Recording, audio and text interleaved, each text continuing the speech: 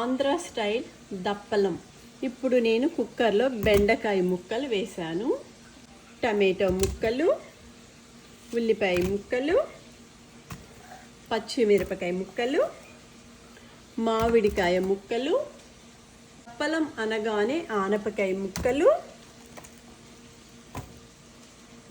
చిలకడ దుంప ముక్కలు, ములక్కాడలు, కొన్ని ఫ్రోజన్ వంకాయ ముక్కలు, కి సరిపడే చింతపండు వాటర్. మీకు ఎంత పులుపు కావాలంటే అంత పులుపు వేసుకోవచ్చు.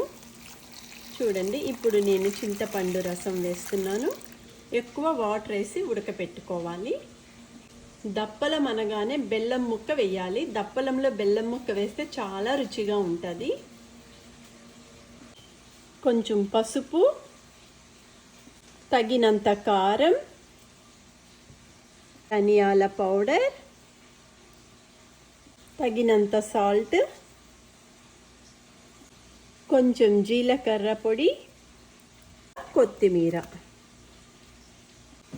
ఒకసారి ఇదంతా శుభ్రంగా కలిపేసుకొని ఒక 2-3 విజిల్స్ వచ్చే వరకు ఇది ఉడకపెట్టుకోవాలి.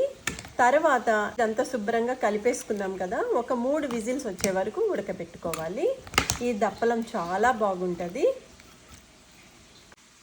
ఇప్పుడు మూత పెట్టేసి 3 విజిల్స్ వచ్చాక మళ్ళీ మీకు దప్పలం చూపిస్తాను.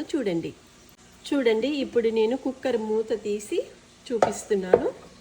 అంతా దప్పలం ఉడికిపోయింది. ఇప్పుడు తాలింపు వేసుకోవడమే. తాలింపు వేసేటప్పుడు చూపిస్తాను మీకు. చూడండి, ఆంధ్ర స్టైల్ రుచికరమైన దప్పలంలో ఇప్పుడు తాలింపు వేస్తున్నాను. ఇంగువ, ఎండుమిరపకాయలు, మినప్పప్పు, శనగపప్పు, కరివేపాకు. ఇప్పుడు ఇందులో తాలింపు వేస్తున్నాను.